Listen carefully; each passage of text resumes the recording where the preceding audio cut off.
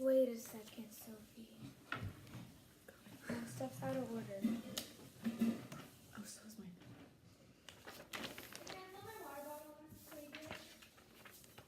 Huh?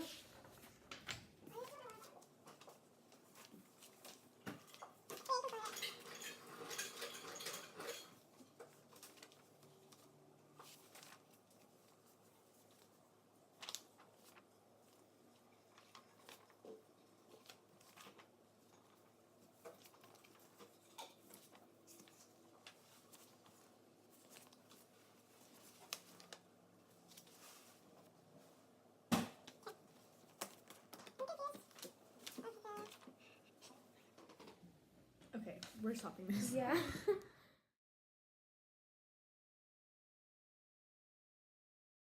Hi, this is Sophia Rose, And this is Alexis Ryan. and welcome back to the show. You're watching Disney Channel. Dun, dun, dun, dun. Just kidding. Welcome back to our YouTube channel. Wait, let me do it. Welcome back to our channel. Hi, how are ya? That was good, Soph. And if you didn't get that Jeffree Star reference, then you're not a real YouTube watcher. Just saying. But isn't this a Khan Academy video? I don't know what this is, honestly. So, since you're stuck learning about AP art pieces on the Smart History video, we'll try to make it the least amount of boring that we can. Yes, the goal and the objective here is that you do not fall asleep. Let's get started! Okay. Today we're going to be talking about the piece known as Staff God. It's the piece.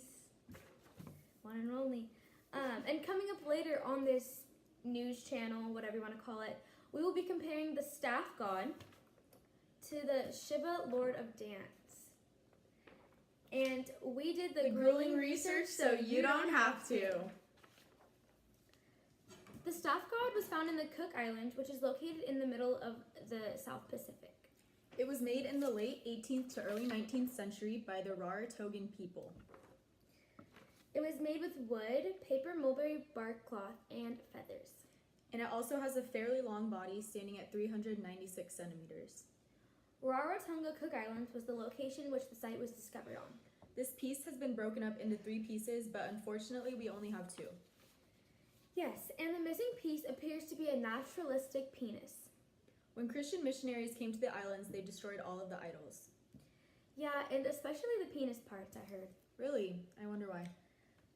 I don't know why. Unfortunately, we do not know that much about this piece due to the destruction of most of them from the very mean Christians who were spreading the gospel of Jesus Christ. So, like we mentioned earlier, the medium and materials include wood tapa, fiber, bark cloth, and feathers.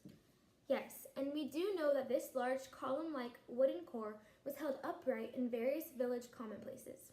The large head was placed on top and smaller heads were carved under it. The middle was a carved wooden shaft, which a roll of tapa is placed on and is decorated with stamped motif. The polished pearl shells and red feathers are placed inside the bark cloth next to the interior shaft. Yes, and fun fact, these shells happen to represent the soul of the Polynesian god. Very interesting, Alexis. I wonder if that's a question on the study guide. There is a head with a feather on one side in the first piece, and it is wrapped in bark cloth for the middle. We see that the side profile of the figure suggests that it's male, and the front facing are usually female. Yeah, a staff god was wrapped and protected whenever they were created, but this happens to be the only surviving wrapped example of a large staff god. This staff god image was among one of 14 presented to Reverend John Williams at Rarotonga in May 1827. It is known to once have been exhibited as a centerpiece in the LMS Museum. Although not very much is known of the function or identity of these images, it is speculated that they represent Tangaroa, which is known as the creator god. Yes, but there is not very much evidence on this idea.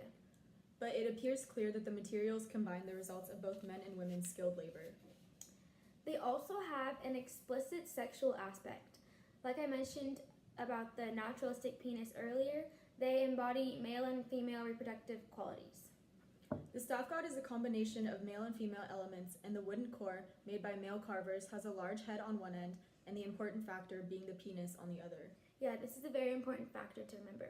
And since we know the staff god is from the Cook Islands, we see Polynesian culture incorporated into this piece, as the bark cloth material is the main material used, and it is very important to the Polynesian culture.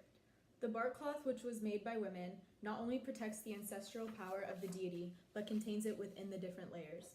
The reason we have this piece today is because the tip ends of some staff gods were retained as trophies after being destroyed. In a book by an English missionary, there is a contextual image that looks like this that shows the staff gods have been thrown down in the village square in front of a European-style church. Yes, and it also shows the fall of one faith and the adoption of another. This is the only visual evidence that indicates how these staff gods were used. It is now in the British Museum in London, and there are no other known surviving large staff gods from the Cook Islands that retain their bark cloth wrapping as this one does. This was probably the most sacred of the Rarotongan objects. This piece can be compared to the spiritual presence of the piece Shiva as Lord of Dance because they are both idols. Yes, and as you can see, Shiva as Lord of Dance is from the Hindu culture, and this icon was meant to honor their god of destruction. Yeah, both of these deities were worshipped, and the staff god art piece relates thematically to the piece of the Shiva as Lord of Dance in a couple different ways and can be compared as two important ceremonial figures. Some ways that they can be compared include symbols of nature. In Shiva, and the staff god was created with earthly elements, and they were both believed to have the soul of the god within them. They also have multiple hands on the Shiva, and the staff god has multiple heads. Yeah, there is definitely a type of expressive style with a symmetrical pattern shown in both pieces. Well, is that all the info that we have? Yeah, I'm pretty sure it is. Unfortunately, like we said, there's not much knowledge or information on the staff god, but we did our best to explain what little there is out there. Well, guys, thank you so much for tuning in with us, and we hope that you were able to answer all of your questions that you have. Yeah, and don't come looking to us for another art history vid because This is not the place to be. yeah, but I think we did good. Yeah, I think we did too. Okay, Okay, bye! Hi, this is Sophia Rose, And this is Alexis Ryan. and welcome back to the Disney Channel. Why did I just do Jeffree Star? Okay. Okay, well, you have to stop it though. again. The polished... He's been calling for like 5 minutes. Oh my gosh. He's hacking. Okay. Okay. Okay. Okay, bye!